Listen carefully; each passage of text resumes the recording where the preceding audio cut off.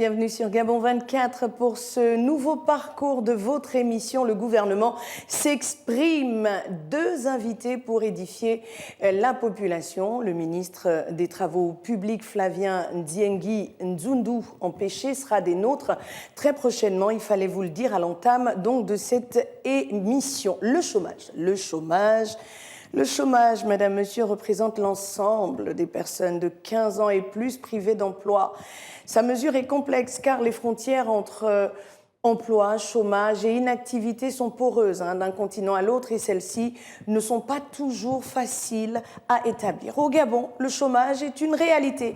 Et dès son arrivée, le président de la République, le président de la transition, chef de l'État, son Excellence, le général président, comme j'aime à le dire, Brice Clotaire Oligui Nguema, a placé le chômage, la lutte contre le chômage au cœur de ses priorités. Pour ce parcours du programme gouvernemental, le gouvernement s'expose. Permettez, je reçois pour vous Solange Marthe-Guiaquier, j'espère avoir bien prononcé votre nom, Madame le ministre du Travail et de la lutte contre le chômage. Alors, tout un ministère dédié au chômage s'est montré à quel point ce sujet tient à cœur aux plus hautes autorités, en tête desquelles le chef de l'État. Mais déjà, si on commençait par un état des lieux, Madame le ministre, comment se porte le secteur et déjà, comment allez-vous ?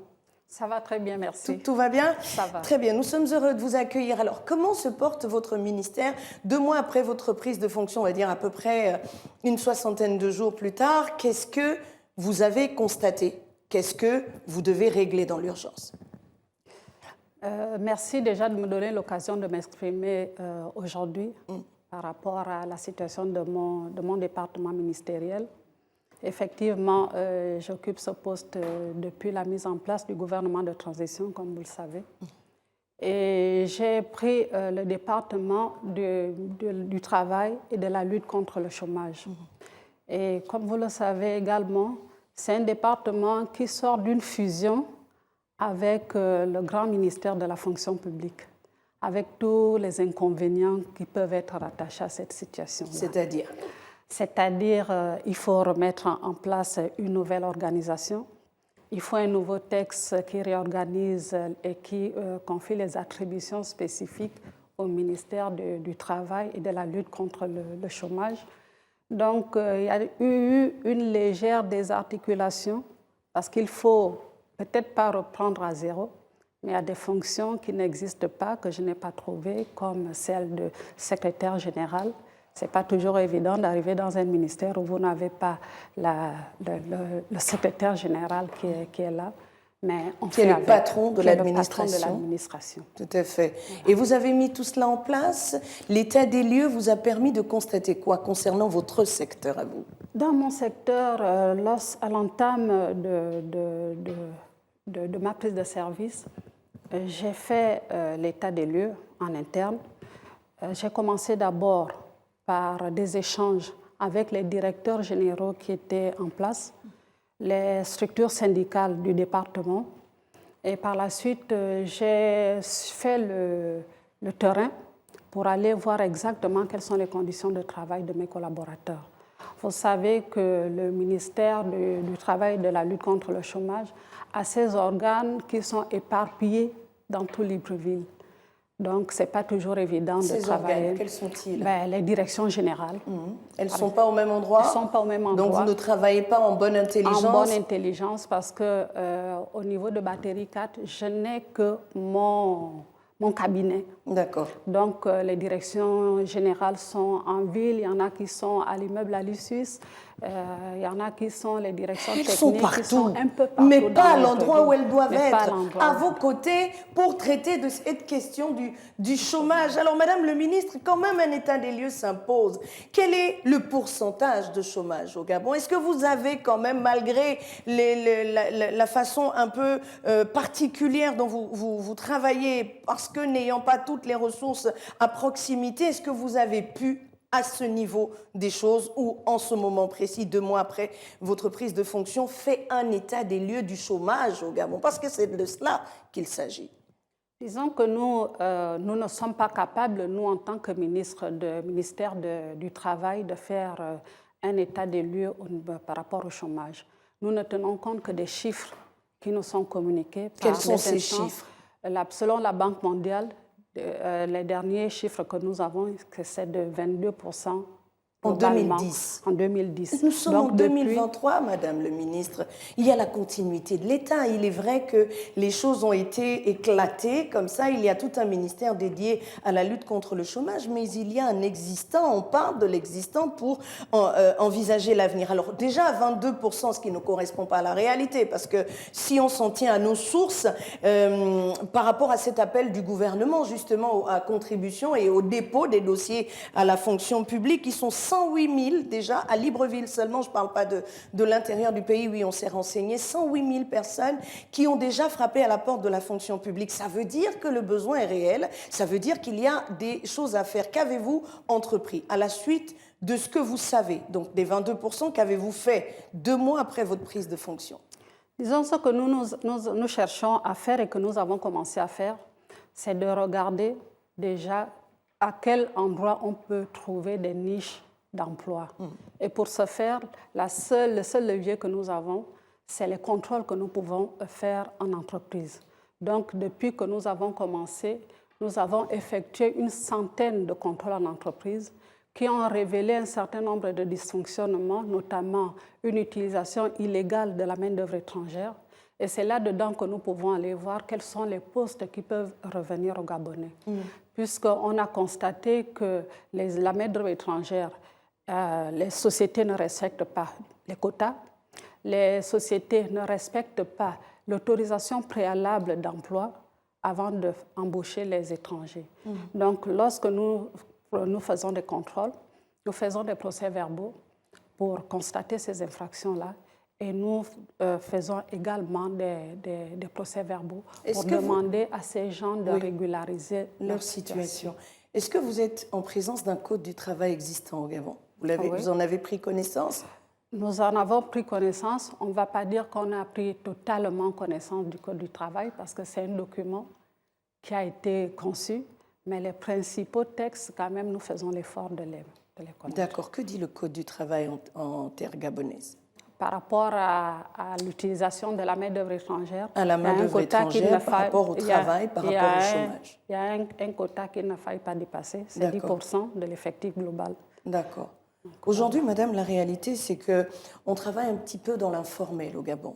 On se lève un matin, on peut prendre madame le ministre, bon, on va l'employer, on connaît quelqu'un de madame le ministre, on va l'employer, puis on va lui donner 200, c'est à la tête du client. On ne respecte rien, parfois le SMIC n'est pas respecté, parfois le revenu minimum n'est pas respecté. Il y a une réelle problématique. Est-ce que, à votre arrivée, vous n'avez pas pris les choses de façon renversée, c'est-à-dire vous n'avez pas renversé la pyramide en allant directement faire des contrôles plutôt que de poser le diagnostic réel. Le diagnostic est tel que, selon la Banque mondiale, en 2020, il y avait 22% de chômage. Sauf qu'avec la Covid-19, ce chômage a été exacerbé. Aujourd'hui, concrètement, comment vous comptez lutter contre le chômage qui est l'une des priorités du chef de l'État? Madame Ngalibika, comme vous le dites, la lutte contre le chômage, c'est un thème, une thématique qui est transversale.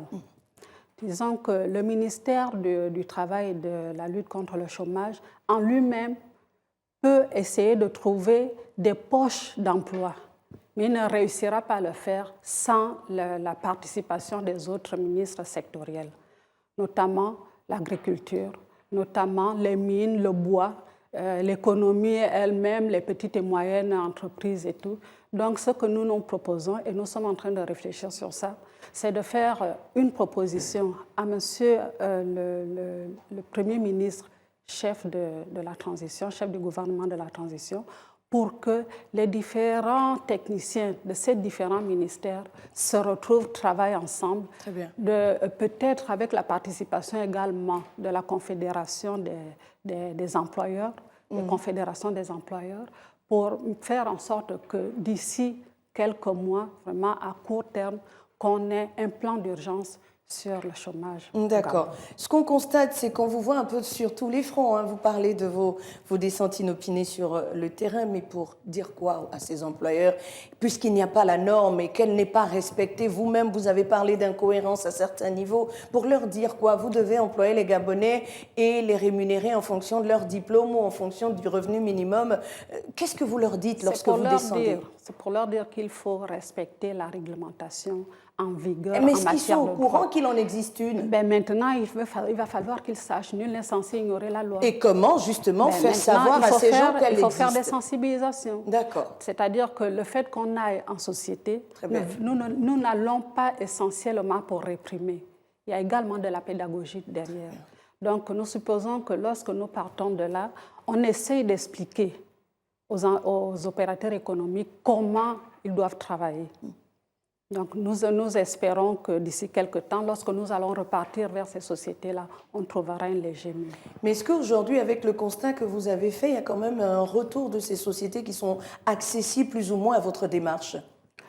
Je ne sais pas, mais ce que je constate quand même et qui me fait plaisir, c'est que j'ai eu des chiffres de la CNSS qui disent que depuis le 30 août, il y a eu à peu près 6200 demandes d'immatriculation. D'accord. Ça veut dire que... De quel secteur? Privé? Tout secteur confondu. Privé uniquement, privé ou parapublic, mais uniquement pas le public. Et donc c'est rassurant et ça veut dire que les choses peuvent s'améliorer. Et elles vont s'améliorer, on a confiance en vous, Madame le ministre, sauf que les entreprises aujourd'hui, sortons un petit peu du chômage, parce que il y a forcément des causes aussi bien endogènes qu'exogènes. Il y a que les entreprises aujourd'hui recrutent à partir d'une qualification, à partir d'un certain nombre d'exigences, notamment l'expérience. Alors aujourd'hui, nous avons des travailleurs qui sont dans l'informel, qui n'ont pas nécessairement de qualification. Alors pour cette catégorie de Gabonais qui sont sortis de l'enseignement normal pour arriver au menu métier, pour cette catégorie, qu'est-ce qui est fait? Qui évolue dans l'informel? Qu'est-ce qui est prévu à court terme par votre ministère? Pour ceux qui évoluent dans l'informel, ce que nous, on leur propose, c'est de se rapprocher du pôle national de promotion de l'emploi. Parce qu'à ce niveau-là, ils peuvent être immatriculés, ils peuvent être répertoriés et ils peuvent également bénéficier d'un accompagnement, soit d'une aide à l'auto-emploi, soit d'une aide à une formation ou à une reconversion. Donc, il faut qu'ils se rapprochent du pôle national de promotion de l'emploi. C'est à ce niveau que ça va se régler, mais il n'y a pas une stratégie que vous mettez en place pour contenir ou bien pour encadrer la profession de ces personnes qui évoluent dans l'informel. Est-ce qu'on a d'ailleurs des chiffres de l'apport de l'informel au PIB? On peut également les sensibiliser pour leur demander que ce n'est pas parce qu'on travaille pour son propre compte qu'on ne peut pas se rapprocher de la Caisse nationale de sécurité sociale. Il faut qu'ils sortent de cette situation d'informel pour s'arrimer à l'informel. Mais pour être au formel maintenant, il faut s'inscrire au niveau de la Caisse nationale de sécurité sociale pour pouvoir également en même temps préparer son éventuelle retraite. D'accord, Madame, vous l'avez constaté avec nous, beaucoup de voix se sont élevées dans le Grand Libreville depuis l'arrivée du CTRI. Il y a beaucoup de grèves dans les entreprises, même les entreprises qui, d'apparence, étaient très bien encadrées. Il y a des voix qui s'élèvent de ce côté-là pour crier à la surexploitation des employés, à la méconnaissance de leurs droits, à un certain nombre de choses. Qu'est-ce qui est fait par vous dans ce secteur pour véritablement asseoir un dialogue social au Gabon?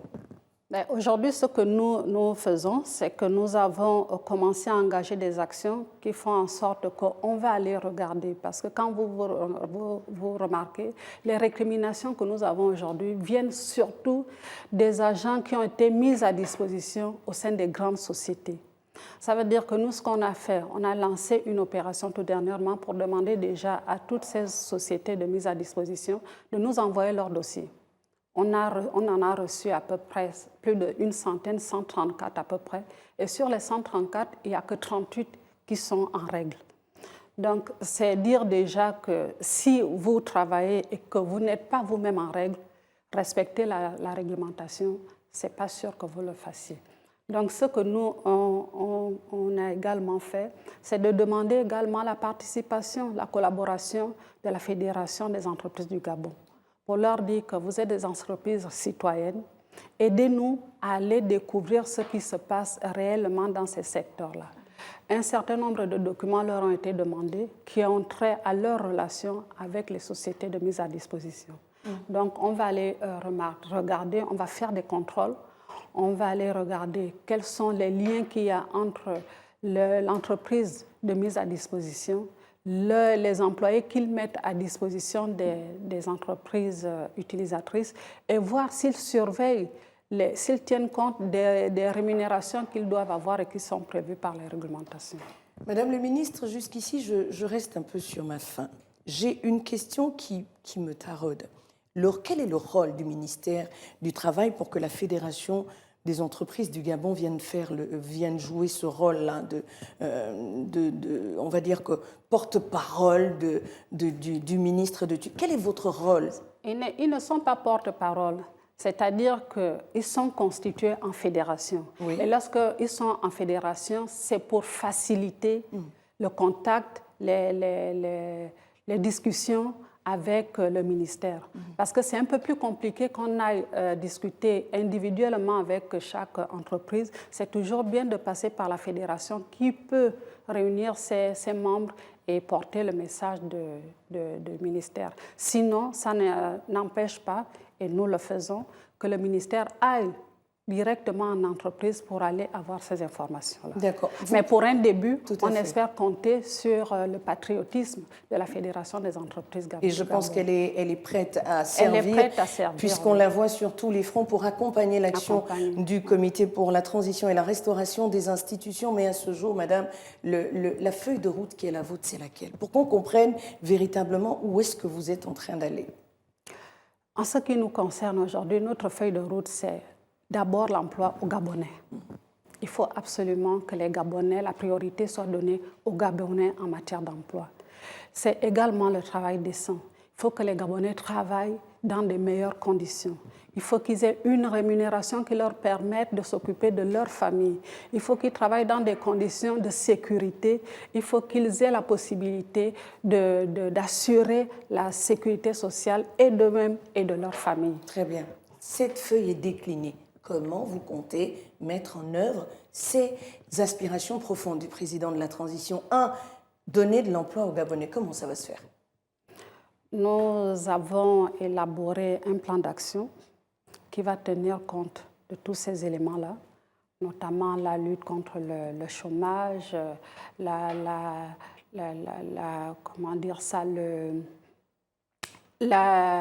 promulgation ou la sensibilisation sur le travail décent. Également, on va devoir promouvoir l'auto-emploi, l'emploi et l'auto-emploi. On va également devoir promouvoir la justice sociale au sein des entreprises, le dialogue social au sein des entreprises. Tout cela à court, moyen, long terme, comment ça va se passer? Les actions à court terme, ce sont les contrôles qu'on va effectuer sur le terrain. Uniquement les actions, parce que là-dedans, on va découvrir certainement des niches d'emploi qui vont faire en sorte que les Gabonais, certains Gabonais qui sont déjà inscrits au niveau du PNPE peuvent être orientés vers certaines sociétés. Donc, on peut déjà pendant 2 ans, vous allez faire des contrôles inopinés tous les jours? Pas 2 ans, ça c'est à court terme. À court terme, d'accord. À moyen terme? À moyen terme, on va mettre en place, comme je vous ai dit, on va proposer d'ici quelques jours un plan à Monsieur le Premier ministre pour mettre en place le plan d'urgence sur le chômage.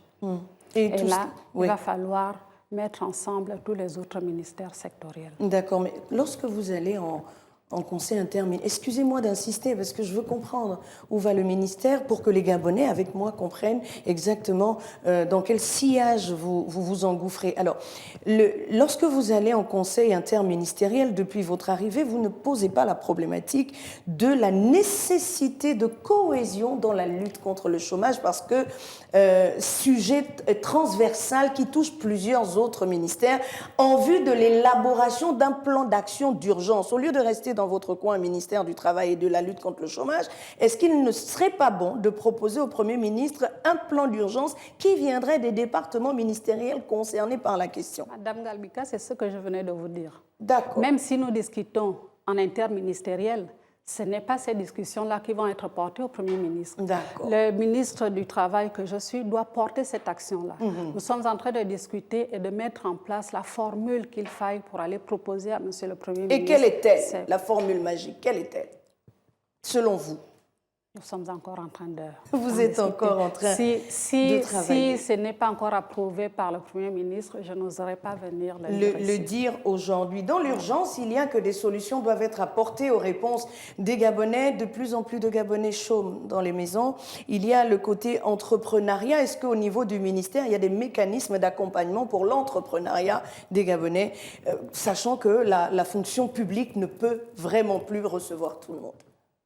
Nous avons un organisme sous tutelle, qui est le Pôle national de promotion de l'emploi, qui effectivement joue ce rôle-là. À ce jour, depuis notre prise de fonction, nous avons réussi à placer à peu près 512 jeunes. D'accord. Donc, venus des 9 provinces? On suppose, je ne saurais pas vous dire parce qu'ils vont directement au PNE où ils s'inscrivent en ligne. Donc, ils peuvent s'inscrire en ligne même étant en province. D'accord. Et il y a des mécanismes qui sont mis également pour ceux qui sont dans l'arrière-pays, qui luttent drastiquement contre le chômage et qui espèrent juste un mieux-être dans les 2 prochaines années, durée de la transition, j'entends. Le Pôle national de l'emploi est en train également de faire un maillage territorial. Donc, ils ont des services qui sont au niveau, peut-être pas de toutes les provinces maintenant, mais au niveau des provinces où il y a quand même, qui sont moins administratives. D'accord. Et aujourd'hui, nous en sommes à 6 minutes de la fin de ce programme, mais j'ai envie quand même d'avoir des solutions pratiques. Il est vrai que vous travaillez, il est vrai que vous êtes arrivé dans un ministère qui a été éclaté, mais depuis lors, vous avez travaillé sur la normalisation des choses. Au-delà, vous êtes descendu sur le terrain. J'essaie de résumer ce que vous dites. Après, il y a que vous consultez également vos collègues qui sont également concernés par cette question de lutte contre le chômage. En dehors de cela, vous avez un plan que vous porterez sur la table du Premier ministre pour essayer d'enrayer la problématique, mais des solutions pratiques. Ailleurs, on a vu, on parle de formation adaptée. Donc, on prend des gens qui ont reçu des formations et qui n'ont peut-être pas accès à l'emploi depuis des années. On les réinsère dans autre chose, on les forme. Il y a la promotion à l'apprentissage. Ce sont des pistes de solutions comme ça qui nous ont été proposées. Ces promotions à l'apprentissage existent également au niveau du Pôle national de formation de l'emploi. D'accord. Donc, vraiment, votre assise, c'est le Pôle national. Oui. C'est celui qui permettra d'enrayer la problématique du chômage. D'accord, c'est ça, exactement ça. D'accord. C'est l'outil du gouvernement. D'accord. Donc, toutes ces questions, à court terme, on va dire à l'horizon janvier, mars, il y aura quand même des résultats probants. Les Gabonais verront... Il y aura quand même des résultats probants parce que le travail que nous sommes en train de faire sur le terrain va libérer des postes pour les Gabonais. D'accord. Mais je pense qu'il faut déjà partir d'un état des lieux pour savoir combien de Gabonais sont au chômage après la Banque mondiale. Je pense qu'au niveau du Gabon, parce que la problématique des chiffres est bel et bien réelle. Les chômages, si nous sortons les chiffres, nous ne pouvons sortir que les chiffres, par exemple, de ceux qui sont inscrits au niveau du Pôle national de promotion de l'emploi. Mais par exemple, c'est déjà pas mal, ça. C'est insignifiant. C'est insignifiant. D'accord, mais on peut partir déjà... On peut partir de là. Oui, et aussi de ce recensement à la fonction publique pour en connaître les chiffres.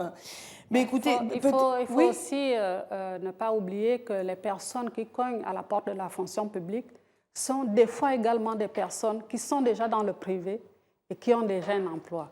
Parce que les Gabonais aiment bien. Madame. Pas nécessairement, oui. Pas tous. Je n'ai pas dit tous, certains. Oui, mais ils ne sont pas nombreux. La grande majorité a essayé de se débrouiller là-bas en attendant le poste budgétaire. Et je pense qu'il faut les encourager. Avez-vous un message à l'endroit de tous ces Gabonais qui chôment et qui ont une seule envie, c'est de vivre dignement dans leur pays? Le travail décent dont parle le chef de l'État, inscrit sur votre feuille de route, comment ils y ont accès? La question vous est posée, la parole à vos compatriotes directement en regardant cette caméra. Ce que je voudrais dire à mes compatriotes, c'est que la situation que nous vivons aujourd'hui est telle que la fonction publique ne peut pas tout prendre. La fonction publique a des exigences telles que la masse salariale. La masse salariale, elle est imposée, il y a des limites qui sont imposées par les bailleurs de fonds. Donc le secteur public, le secteur privé et parapublic ne peut pas également tout prendre. Il faut qu'on se mette au niveau de l'auto-emploi, auto-entrepreneuriat. Mais pour ça, il faut que vous mettiez des mécanismes en place, Madame le ministre. Il y a des mécanismes qui existent toujours. Lesquels? Il faut se rapprocher de nous, du ministère du Travail, pour savoir exactement ce qu'il en est. Et si moi je suis à l'EPACA, dans mon village, au Konja, le ministère du Travail, à travers le Pôle national de promotion de l'emploi, est en train d'aller trouver les gens au niveau des provinces. Ça, c'est en quelle année? Ça va se faire en 2023 Il y en a 2024? déjà, ça existe déjà. D'accord. Il ne reste plus qu'à compléter peut-être 2 ou 3 chefs-lieux de province. On espère que tout cela sera fait dans les délais de 2 ans, durée de la transition. Merci. Tout ne peut pas être réglé pendant Mais déjà, la le durée. plus important. On va mettre en place des mécanismes. Et accompagner les jeunes vers l'emploi. Merci. Madame Solange Marthe Guiaquet, ministre du Travail et de la lutte contre le chômage. Elle était dans ce parcours du gouvernement s'exprime. Et vous l'avez entendu, il y a des choses qui sont faites. On va regarder de très près ce qui est fait de ce côté-là et vous rapporter des informations fraîches. Dans tous les cas, elle continue les descentes inopinées sur le terrain pour aller trouver ces niches d'emploi pour permettre on va dire quoi, de résorber le chômage au Gabon, même si l'on est encore loin de la réalité, mais déjà un chemin pourra être tracé pour ces jeunes Gabonais qui frappent à la porte de l'emploi depuis des années, qui sont parfois diplômés et d'autres pas. Dans tous les cas, l'espoir fait vivre et on reste sur cet espoir de voir les Gabonais vivre décemment dans leur pays comme souhaité par le chef de l'État. Merci à vous, Madame le ministre. Merci à vous. Merci également à vous de nous avoir suivis. Gabon 24, nos programmes se poursuivent.